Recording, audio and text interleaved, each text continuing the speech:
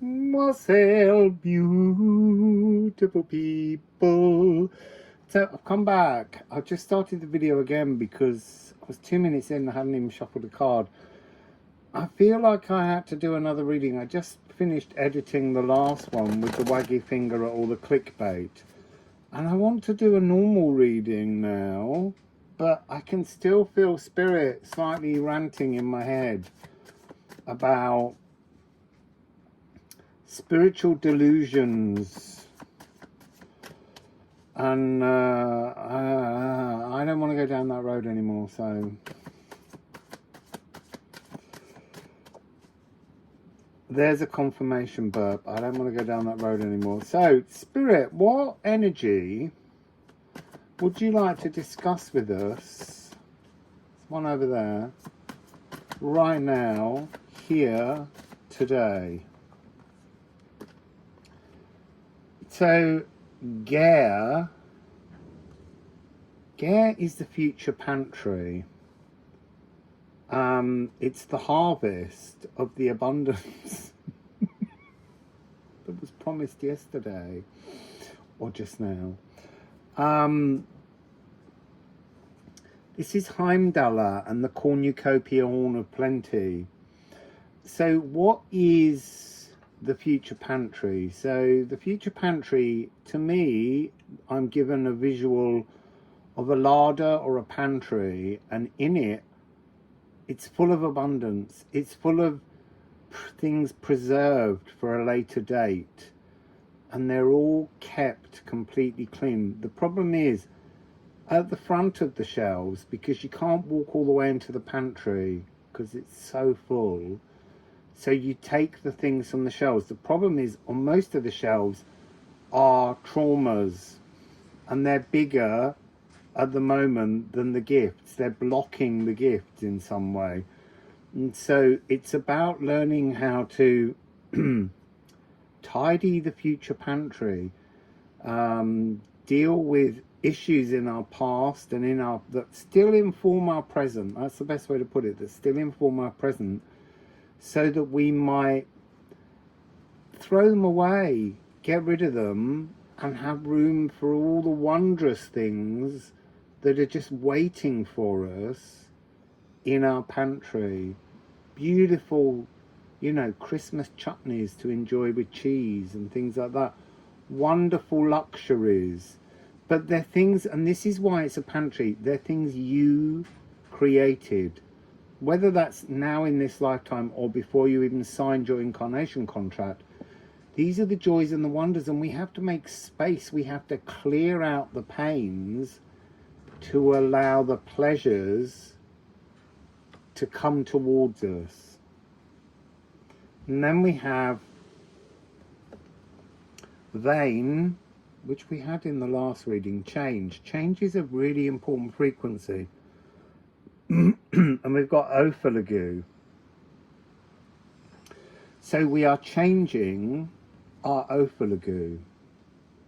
So brave out life, that involves looking at traumas, clearing them out, making space in the pantry for new things.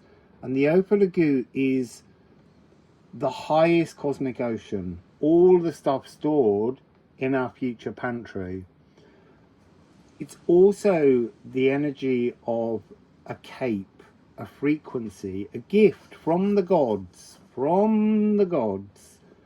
to us, to enhance us, to bring us maybe into alignment with the gifts and the treasures in the future pantry.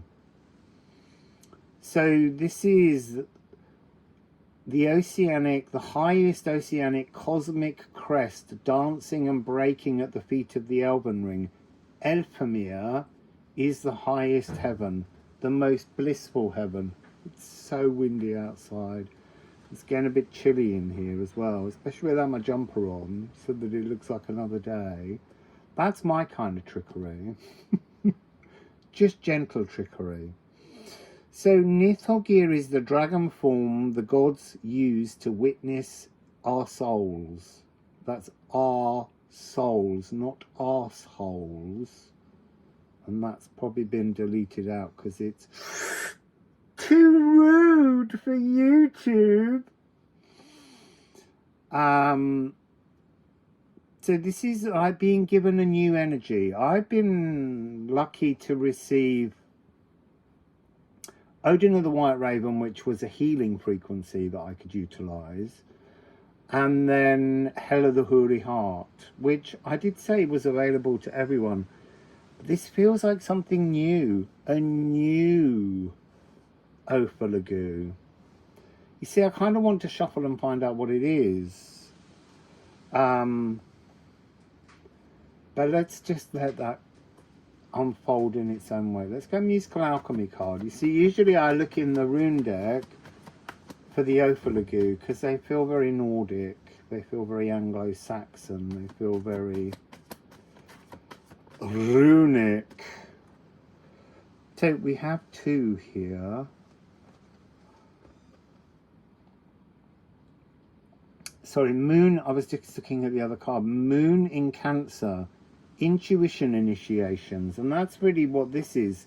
It's your intuition being initiated, clearing noxious emotions to be open veiled. When we're open veiled, so I'm being shown an image of, I don't know, some kind of presentation taking place of the Oferlagu.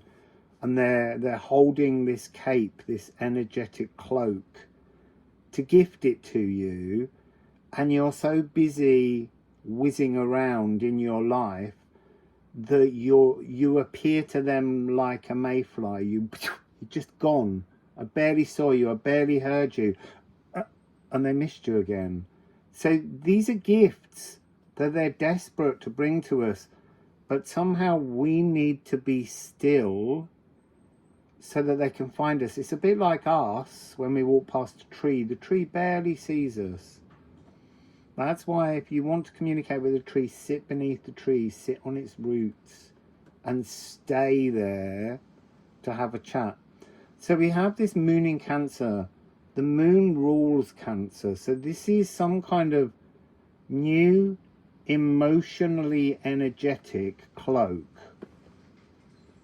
that's very, very nourishing.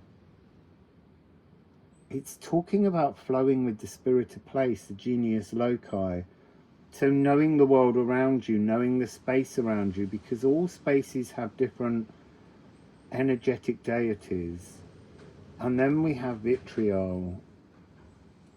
You see, it feels as though this is, V.I.T.R.I.O.L is the true Philosopher's Stone, not the one we grow up and build and create through our own philosophy, but it's the true inner stone. Visit Earth's interior to heal and discover the hidden stone. And this is the energy of raw masculine, the magician, that materializes things selfishly, the emotional masculine, which is the emperor, who learns how to prune. He's the gardener. He learns how to prune the plants so that they can live in a symbiotic harmony. And then there's the Hierophant, which is the divine masculine, the energy of materializing that which will benefit the many, not the few, not the selfish energy. And to me at the moment, we have moved from raw, selfish materializing, manifesting. And manifesting, there is an energy in that of trickery because of the juggler card in the Marseille Tarot. And V.I.T.R.I.O.L is much more the energy of materializing truth, materializing that which benefits the most people. And then we also have the divine feminine, because in order to materialize anything divinely, you need the divine feminine high priestess energy to be the mother phallus frequency, to penetrate the earth, to penetrate the inner earth void, in order for the masculine to put the action skin around everything. And then we have the Empress, who is the emotional feminine, and that's the energy of loving creation, inspiration, and there's no judgment on whether one type of nature kills another type of nature, or destroys or threatens. It's just a love of life. And then there's the raw feminine, which is the strength card, which is saying to the actioning raw lion, the aggressive lion, do that again and I'll break your neck. So it's this idea of destroying with love to create again with love. It's really powerful energy, really powerful energy.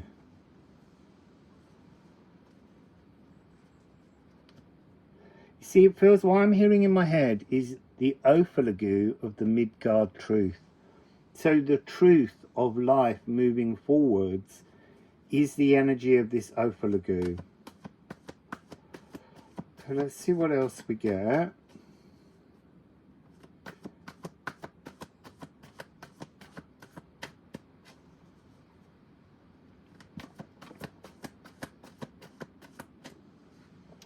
So here we have rusted.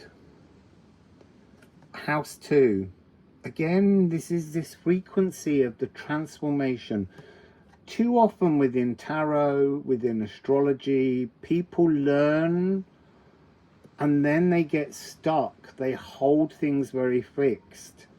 And the whole point of the music of the spheres is it's never the same. There's always something new. The cycle is always moving. It's always flexible. So this wind chime, changing direction with the wind, is really important. But there's something in this where the weather vane changes with the frequency. That's the action. But the pole on which it sits, the spike, is the divine feminine. So you've got that energy of the intention is there. The winds blow and move things in different directions.